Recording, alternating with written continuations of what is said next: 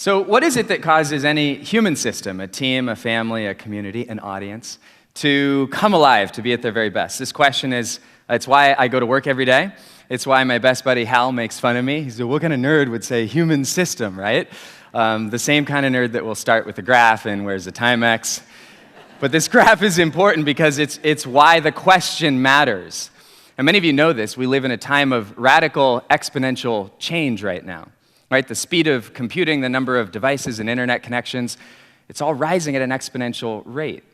I had a personal experience a few weeks ago to remind me of this fascinating time. This is my daughter Sierra, she's 5, and I'm making breakfast in the kitchen, and she's over on the couch with an iPad, and I get this notification all of a sudden on my phone that pops up. If you're a parent, you've seen this. Thank you for purchasing Sophia the First, Season 2, right? I look at her, she's like peeking out behind the iPad. But that moment reminds me, like, this is a fascinating time in history where that can happen. My 7-year-old, I can't get him excited about Santa because we have Amazon, right? What makes it even more interesting is when Astro Teller, the head of Google X, says that we may have just approached the first time in human history where the rate of technological change has surpassed our ability as humans to adapt to change. And if that's true, what I'm here to suggest today is that it's not more answers or more knowledge that we need. I agree with John Kelly from IBM, who says that in the future, they might measure our intelligence not by what we know or by more answers, but by our ability to ask better, more beautiful questions. Today, I'm going to introduce you to an approach to asking questions that we've been using in human systems of all types. And I'm going to take you back to the origin of this approach, which is called appreciative inquiry. It started in 1982 when David Cooperrider was a young PhD student at Case Western Reserve University in Cleveland.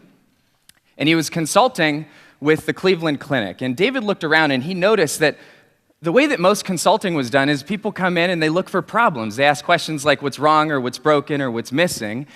But David had this like intuitive curiosity because he believed that human systems move in the direction of the conversations they have, which are guided by the questions that they ask. And so he thought, maybe there's another way.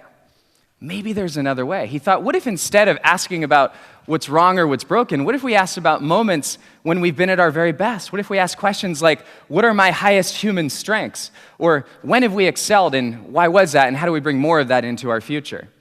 So that was the essence of how appreciative inquiry all started. In the fewest words possible, I would tell you it is a search using questions for the best of what was, what is, or what could be within any human system. When you leave here today with your families and your communities, the dinner table to the boardroom, I'm going to share with you a few of the questions that we've discovered that can cause us to really come alive. And I think we need it in this world right now. If you agree, I think we need it. We need a positive tipping point, and I think this might be able to do it. The first kind of question I want to share with you is what I would call a question that connects us to a greater sense of purpose, a deeper meaning, the fundamental why question. Why am I here? Why does this matter? Last September, I was kicking off our 8th annual Sustainability Summit. Using appreciative inquiry, the city of Cleveland brings in hundreds of citizens. It's not top-down or bottom-up. It's everyone at once creating designs to create a sustainable future for our city. And at the start of the day, I presented a question, and the question was, why are you here? What's calling you to be here? And there was a young woman, a high school student, who stands up to answer that question. But before I share her answer, consider that there were a few other students in the room who I'm sure they could have answered it by thinking, well, I'm here because my teacher said I need to be here. I'm here because this might be interesting. And let's not forget that when we ask the question, why are we here? What is my purpose? Why does this matter? That we have total control over the meaning that we give in that moment. And what she said is, she said, I'm here because when I walk to school every day, she said, I walk by abandoned properties. And she said, on these properties, things happen that are scary. And she said, I just hope that one day maybe these properties could be turned into playgrounds and gardens. Well, what ended up happening, you might guess, within a few hours, there was a team using design thinking and prototyping that came together around this idea. And I'm going to show you the moment that she presented this vision to the whole room just a few hours later. Convert abandoned properties into green learning labs. Students need to know that they can affect climate change in their own neighborhood, not later, but now. But the story doesn't end right there, because a few minutes later, a volunteer grabs me by the shirt. She's holding back tears. She says, John, she says, you wouldn't believe it. She said after that presentation, one of the participants had walked over to the girl, handed her a Post-it note with an address. It must have been a real estate investor, and said, I'm gifting you this property to see this dream come alive. I share that with you because when the why, our purpose, when the why is strong enough, I believe and we see that the how reveals itself. And when our purpose becomes shared, what happens is impossible can become probable. One of the most exciting projects that I'm working on, along with a team at Case Western Reserve, we're so excited to support this, is called Aim to Flourish. And our goal is to change the purpose of business around the world. Now, that's a big goal, and I'll explain what we're trying to do. Is we're partnering with business schools who are teaching their students how to use appreciative inquiry, positive questions, to go into their communities and to find innovations that are solving any one of the 17 global goals. And so they're finding innovators and CEOs and business leaders and entrepreneurs who have purposed themselves, and we believe this could be the future of business. What does flourishing mean? The future purpose of business could be not just economic prosperity, but when every entrepreneur is also asking, how do we create ecological prosperity and social prosperity? So we want to find those stories, and I'll share just a few that our students and professors are uncovering. And this villager right here is turning tapioca into plastic bags. This was discovered by a business school in Indonesia. The business is called Green Hope. And these are not ordinary plastic bags like what we see at the grocery store. Those bags take 500 years to decompose. These bags that they've found a way to create, years of R&D, they decompose in 2 weeks. Imagine what that does for our planet when that scales up. Or the story of lucky ironfish, which was discovered by some students at Guelph University in Canada. And it was to resolve a major issue in the country of Cambodia where they have a big deficiency in iron. Well, here's what's cool. You take that little fish and you drop it into a pot of boiling water while they're cooking their food, and it gets them all the iron they need in a day. And it started there, and it's on almost every continent now. There's like 80,000 of these fish that have gone out around the world. These are the stories that the world needs to hear. But it's also in our own country, our own backyard. Casey Crawford started a mortgage company in 2008. And he was driven by this idea of we need to do this based on loving and valuing people. And you can get caught up in the headlines. They've grown from a few employees to like 5,000. They're one of the fastest growing epic stories in their industry. But what I want you to hear about is how they've done it based on their purpose. Last year alone, they granted over $1 million to their own employees who were facing times of hardship. Last year, they invested, I think it was north of $10 million into community projects to create jobs and offices for local nonprofits to do outreach. These are the stories we need to share about business as a force for good in the world. One of my favorite restaurants, Cafe Gratitude, out in the West Coast. Never forget the first time I'm there. It's vegan, and I'm excited to try this out. And I'm sitting down eating my first meal, and I realize somebody's pulling a prank on me because a few bites in, I'm eating, it's bacon. Somebody had like snuck bacon into the vegan place, and it was really good bacon. And I didn't mind, but I called somebody over. I'm like, look, I don't have a problem with this, but you might want to know, your vegan restaurant, I'm eating bacon. And I'll never forget, the woman leans in with this big smile on her face. She goes, oh no, sir, that bacon is made out of coconut. Coconut bacon, who would have thought? That was the moment I almost became a vegan. What I really want you to hear is their philosophy, which was put in their book by their founders, Sacred Commerce. One of the many games that they play is after they take your order, they present a question to the table, like, what are you grateful for? Or what are you proud of? Or what are your unique strengths? So that when they walk away, there's an uplifting dialogue. We need these stories in the world, and I'm so proud to tell you that this initiative that we're supporting, we just finished our pilot phase, and right now we have 210 professors, 91 business schools in 59 countries. In the future, nobody will say business as a force for good because they'll just understand that's why you start a business. The second type of question I want to share with you today is what we call questions that connect us to our strengths, our highest human strengths. When have you been at your best? When are you at your best? It doesn't matter what stage or season we're at in life. Once we connect to strengths, we don't just perform, things can transform. We had one of our team members, Mo McKenna, was teaching some educators in Canada how to use appreciative inquiry. And one of the teachers came back a few weeks later and said, Mo, you'd never guess what we're doing. We've stopped just finding everything that's wrong with the red pen, and we've started circling what they're doing right with the blue pen.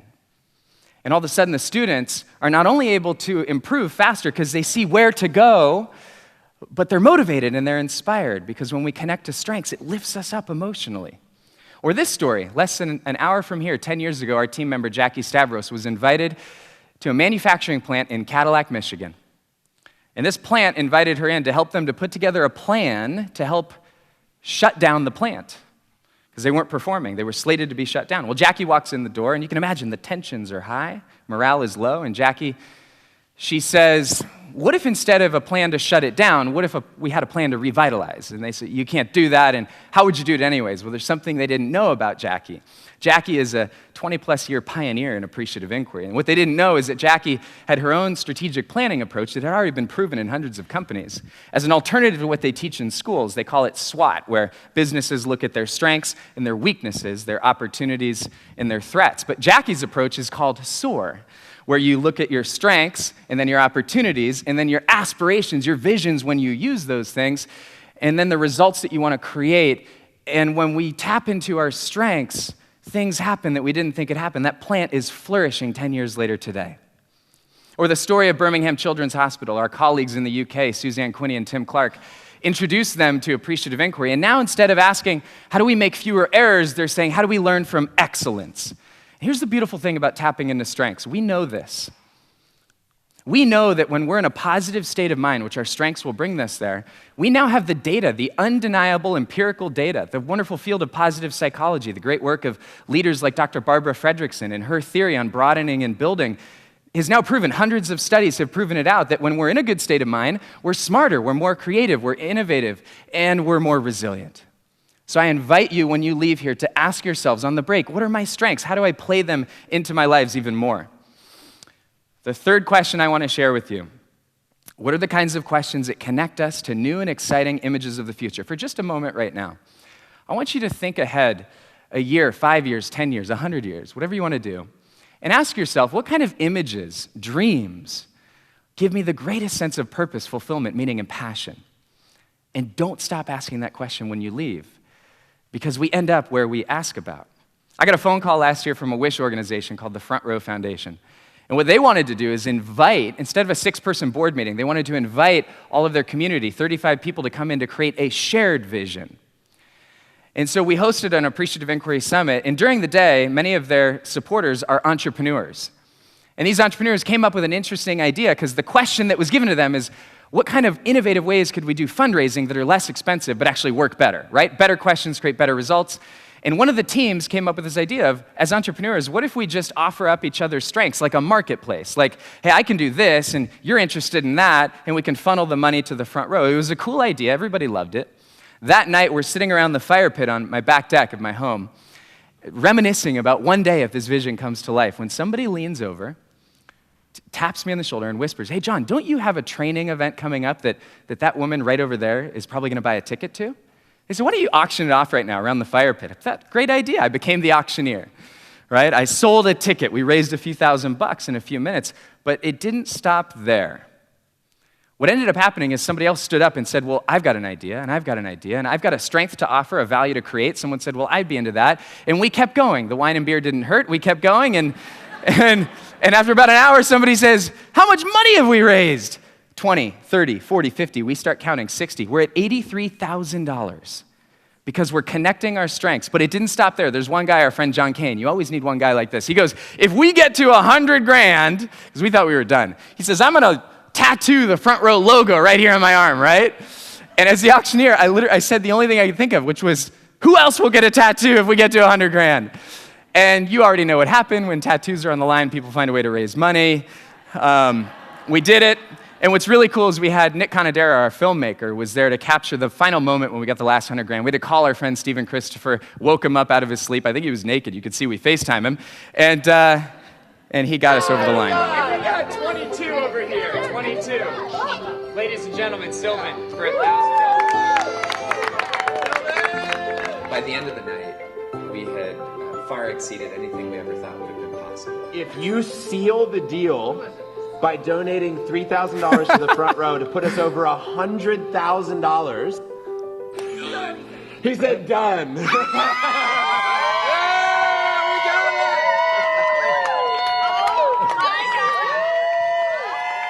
And the reason that happened is not because the board said, here's our vision. The reason it happened is because the board said, we want our community to co-create the vision, because when vision is created together, people want to see it come alive. And in this case, it came alive faster and more naturally and far more inexpensively than it ever had before. One of the reasons we love to bring communities into nature is because I believe there's some sort of deep wisdom that nature brings to us. I can't always explain it. But one of the things I feel like it's always reminding me of is how connected we all really are. But yet at the same time, I wonder, in today's world, are we really that connected? As this photographer helps us to see by removing the devices from the hands of the subjects, or are we more disconnected than we've ever been? Think about that for a minute. So my invitation to you, you're a much better looking audience than that one. My invitation is that when you leave here, don't keep these questions for yourselves. Bring them to your lunch, bring them to the break. Ask each other, what is your purpose? What are your strengths? What are your visions? And as Mary Parker Follett, the great community organizer born in the late 1800s in Boston, used to say, it's not uniformity, but unity that makes us strong. Embrace the diversity of your answers, because together, that's what makes the future even brighter and more possible. I have one more story to share, and actually, I want to invite up Brother James to play a little tune to help us out with this story. Does that sound good? All right. This question, 17 years ago, we got a phone call. At the time, it was UN Secretary General Kofi Annan, and his office had asked us to facilitate an appreciative inquiry summit for the largest convening in history of 500 CEOs of the largest corporations in the world. And at that summit, we presented this question: what is happening a generation from now in your image of the future that you most want to create? And we captured the data. We've repeated this experiment 3 times since then at our Global Forum for Business as an Agent of World Benefit that we host every 3 years in Cleveland. Our next one is in a month, where we're going to do this again. We've taken all the data from all their answers. We've summarized it, synthesized it into themes, their words, that I'm now going to share with you. Because I want you to know there's hope. And we can all do this together with new questions. Their answers start with this: we see a bright green restorative economy that purifies the air that we breathe. It has eliminated the very concept of waste and toxic byproducts. Extreme poverty has been eradicated from the planet.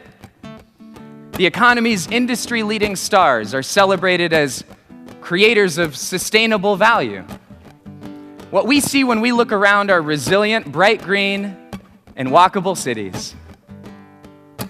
Regenerative agriculture, astonishing exponential technologies, and all of this is built on an economy of institutions that are widely trusted workplaces, that elevate, magnify, and lift up our highest human strengths.